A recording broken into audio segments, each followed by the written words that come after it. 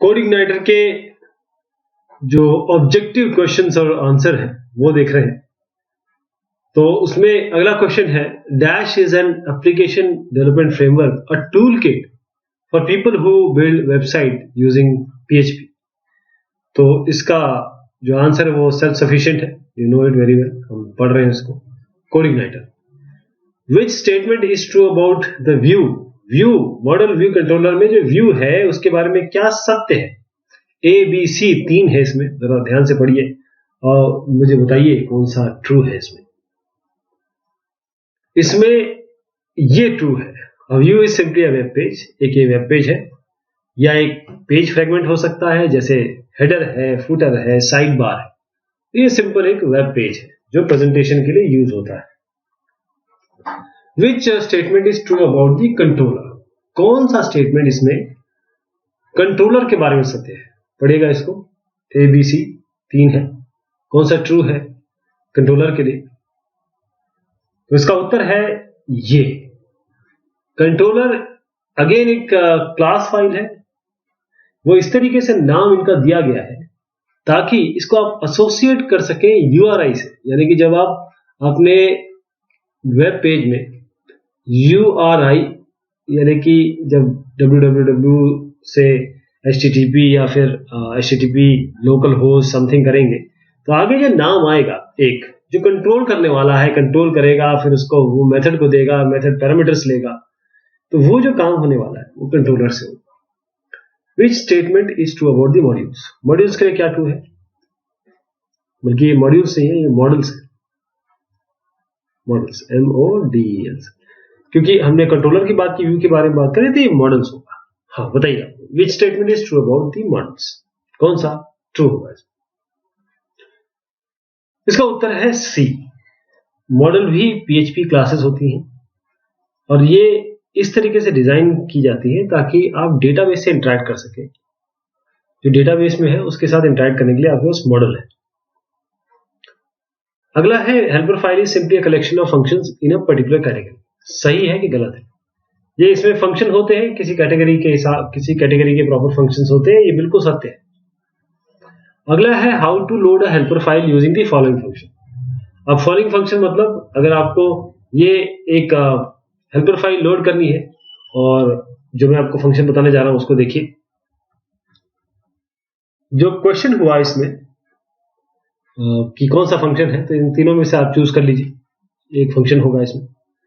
वो ये है कि C, this load helper name, how to load a helper file using which function, actually पूछा गया है इसमें, तो दिस है लोड है हेल्पर, नाम दे दीजिए। सेम सवाल ये है कि कौन सा इसमें मेल सेंड करने के लिए यूज होता है। ABC, उत्तर इसका B है। पहले आप पहले लोड करिए लाइब्रेरी ईमेल, फिर मेल डिटेल्स को यहां पर कोड करिए, फिर उसके बाद सीधा दिस ईमेल सेंड कर दीजिए।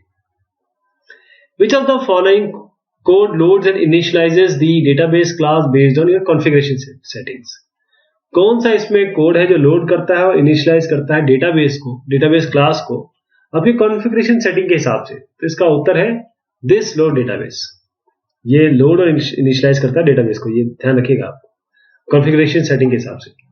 विच of the following code is example of query, कौन सा है जो क्वेरी है। उत्तर है आपका दिस DB क्वेरी। आप सिलेक्ट करें नाम, title, email from my table और सीधा यहां पर देखिए पूरा का पूरा आपने यहां पर दे दिया और यहां से दिस DB क्वेरी से आप क्वेरी में रिजल्ट लीजिए और ये आएगा। इसके साथ आप फॉर ईच का लगा के एक लूप से पूरे नामों को दर्शा सकते हैं, बाकी चीजों को दर्शा सकते हैं। Which class allows information to be retrieved, inserted and updated in your database with minimal script, कौन सा इसमें क्लास है जो इंफॉर्मेशन CRUD की बारे में बात हो रही है एक्चुअली। तो उत्तर है इसका एक्टिव रिकॉर्ड क्लास, जिसको मैं बता रहा हूं, ये इसको हम CRUD भी बोलते हैं, CRUD model. Dash runs the selection query and returns the result, can be used by itself to retrieve all records from a table, कौन सा रन करता है कि आप क्वेरी सेलेक्ट करें और रिजल्ट आ जाए और उसके बाद उस रिजल्ट को लेके आप लूप में रिट्रीव कर सकते हैं सारे के सारे रिकॉर्ड। तो उसका उत्तर सीधा है, आप दिस DB गेट ये यूज करेंगे, जैसा अभी हमने पहले क्वेश्चन में भी देखा था। How to get the average age from a employee table, एक एम्प्लॉय टेबल से आप एवरेज निकालना चाहते हैं, how to get average age from employee table, तो उसके लिए आप क्या करेंगे, ये वाला this DB select average age, तो एवरेज एज निकल आएगी एम्प्लॉय टेबल से, सिलेक्ट एवरेज करेंगे आप, right. Base URL can be change from which configuration file, तो उसके लिए आप कॉन्फ़िग फाइल में जाएंगे। Default controller can be set from which configuration file, default के लिए आपको करना पड़ेगा रूट्स में। Which one is the business logic in code igniter, business logic कहां लिखते हैं आप, व्यू में दिखाते हैं, मॉडल में डेटाबेस, कंट्रोलर में क्या करते हैं, हेल्पर में क्या करते हैं, तो उत्तर इसका है कि कंट्रोलर में आप कंट्रोल करते हैं, क्योंकि आपको जो भी इनपुट आ रहा है वो यहां से लेके व्यू में दिखाना है। बिजनेस लॉजिक आप मॉडल में लिखते हैं। बिजनेस लॉजिक होता क्या है, बिजनेस लॉजिक बेसिकली आप डेटाबेस से ले रहे हैं, डेटाबेस से उस पर कुछ कार्यक्रम करके अब उसको व्यू में भेज दे रहे हैं। Which of the following in MVC can connect to database, कौन सा इसमें कनेक्ट कर सकता है, देखिए उत्तर तो ये है कि मॉडल, राइट, लेकिन कई किताबों में लिखा हुआ है और प्रैक्टिकली भी देखा गया है कि आप कनेक्ट तो किसी से भी करवा सकते हैं, क्योंकि वो तो एक जस्ट फ्रेमवर्क है, लेकिन ए है जो बना है वो मॉडल है। कोड इग्नाइटर के लिए the closing tab of PHP is optional, बिल्कुल सत्य है, आपको आखिर में ये लगाए ना लगाए चलेगा। Which function is use to set the value of form input box, कौन सा ऐसा फंक्शन है जो यूज होता है ताकि आप वैल्यू सेट कर सके फॉर्म इनपुट बॉक्स की, तो उसका उत्तर है सेट वैल्यू। सेट वैल्यू से आप यूज करते हैं ताकि सेट कर सके वैल्यू फॉर्म इनपुट बॉक्स में। What correct line of coded loading, यानी कि व्यू को लोड करने के लिए कौन सा आप यूज करेंगे, इसके लिए उत्तर है दिस लोड व्यू का नाम। विच वेरिएबल नेम इज इनकरेक्ट, कौन सा इसमें वेरिएबल नेम इनकरेक्ट है, बताइए, ये ऑलरेडी देख चुके हैं, उत्तर है ये भी गलत है, ये भी गलत है, ये भी गलत है, ए डी और सी ये सही, राइट, क्योंकि इसमें आपने स्पेस दे दिया, इसमें कैपिटल से शुरू कर दिया और इसमें आपने हाइफन दे दिया। How to initialize upload class in our controller, upload class controller में कैसे इनिशियलाइज कर सकते हैं, तो उसका उत्तर है दिस लोड लाइब्रेरी, यहां upload. Which functions gives you to view file friendly syntax to get browser queries, कौन सा ऐसा फंक्शन है जो आपको व्यू फाइल एक फ्रेंडली सिंटेक्स देख सकते हैं ताकि ब्राउजर की क्विकी आप एक तरीके से हैंडल कर सके या उसको दिखा सके, तो उसको लेने के लिए, गेट करने के लिए आप गेट क्विकी करते हैं।